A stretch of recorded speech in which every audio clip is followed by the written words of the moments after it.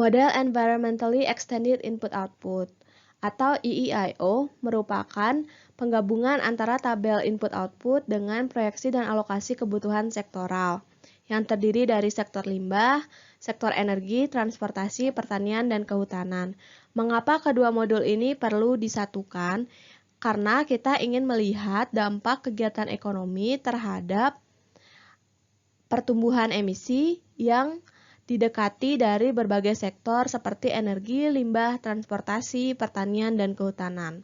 Nah, untuk menjembatani antara modul input-output dengan model proyeksi sektor kebutuhan sektoral, maka perlu dibuat akun satelit atau akun di luar tabel input-output. Nah, dalam model ini kita menggunakan 3 akun satelit. Yang pertama adalah kebutuhan lahan dan produk pertanian, kemudian kebutuhan energi dan transportasi, kemudian ada juga produksi atau timbulan limbah. Nah, ini merupakan diagram dari model pendekatan teknis yang digunakan dalam proses perencanaan pembangunan rendah karbon daerah. Nah, pada model ini kita dapat melakukan beberapa intervensi yang terdiri dari intervensi pada sektor ekonomi atau intervensi pada tabel input-output, dan juga intervensi pada akun satelit atau intervensi pada kebutuhan lahan dan produk pertanian, intervensi pada kebutuhan energi, serta intervensi pada satelit limbah. Nah, berikut adalah titik-titik intervensinya. Pertama, kita dapat melakukan intervensi pada permintaan akhir sektor ekonomi. Pada intervensi permintaan akhir sektor ekonomi, artinya kita memanipulasi atau mengubah permintaan konsumen akhir terhadap sektor ekonomi tertentu. Contohnya, ketika kita melakukan aksi mitigasi pembangunan pembangkit listrik tenaga mikrohidro. Karena kita melakukan aktivitas pembangunan, maka kita melakukan intervensi pada permintaan akhir sektor ekonomi, yaitu sektor konstruksi. Yang kedua, koefisien teknis sektor ekonomi. Intervensi pada koefisien teknis sektor ekonomi berarti kita mengubah atau memanipulasi struktur input dari setiap sektor ekonomi. Misalnya, satu sektor ekonomi pada awalnya hanya memerlukan input dari 2 sektor. Nah, ketika kita melakukan kebijakan atau melakukan aksi mitigasi, sektor tersebut jadi memerlukan input lebih dari 2 sektor. Nah, aktivitas atau aksi mitigasi tersebut termasuk ke dalam intervensi koefisien teknis sektor ekonomi. Yang ketiga adalah nilai tambah sektor ekonomi. Intervensi pada nilai tambah, contohnya seperti adanya aktivitas pengurangan pajak terhadap dalam satu aksi mitigasi atau adanya pemberian subsidi dalam satu aksi mitigasi. Kemudian, alokasi pada akun satelit yang berada di luar tabel input-output. Yang pertama ada alokasi kebutuhan lahan.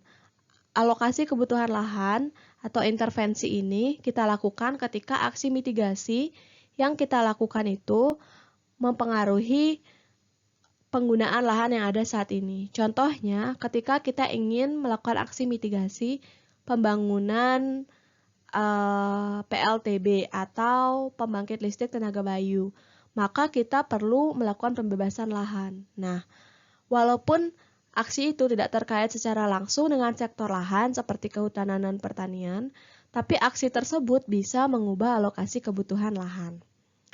Kemudian, jumlah dan jenis konsumsi energi.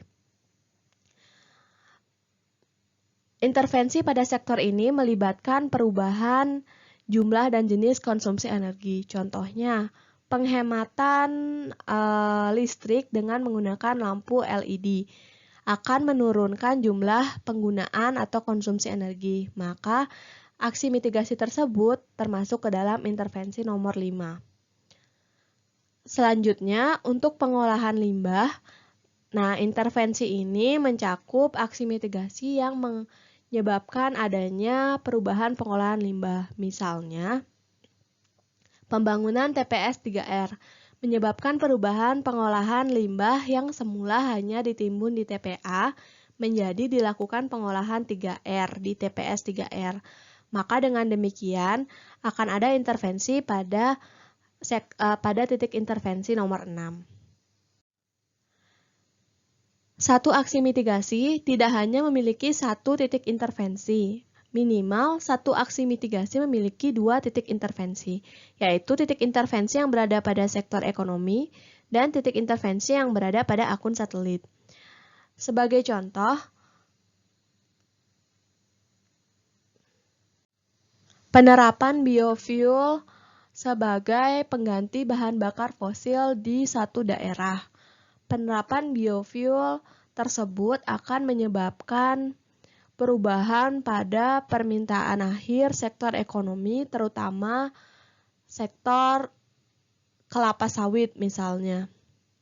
Kemudian, ketika pemerintah memberikan subsidi terhadap kendaraan yang menggunakan biofuel, maka nilai tambah sektor ekonomi tersebut juga akan bisa berubah.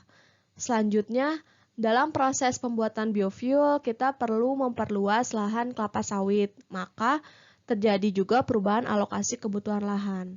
Kemudian, karena kita beralih dari menggunakan fossil fuel menjadi menggunakan biofuel, maka ada perubahan jenis konsumsi energi yang mempengaruhi pertumbuhan emisi. Selanjutnya juga ada pengaruh terhadap aktivitas pengolahan limbah, misalnya ketika proses pengolahan kelapa sawit menjadi biofuel tersebut menambah limbah yang ada di wilayah tersebut dan limbahnya tidak dikelola, maka akan menambahkan emisi dari sektor limbah. Nah, jadi begitu kawan-kawan, satu aksi mitigasi walaupun selama ini kita mengkategorisasikannya ke dalam sektor energi, limbah, maupun lahan. Pada kenyataannya, aksi mitigasi tersebut tidak hanya mempengaruhi satu sektor, tetapi juga mempengaruhi sektor-sektor lainnya.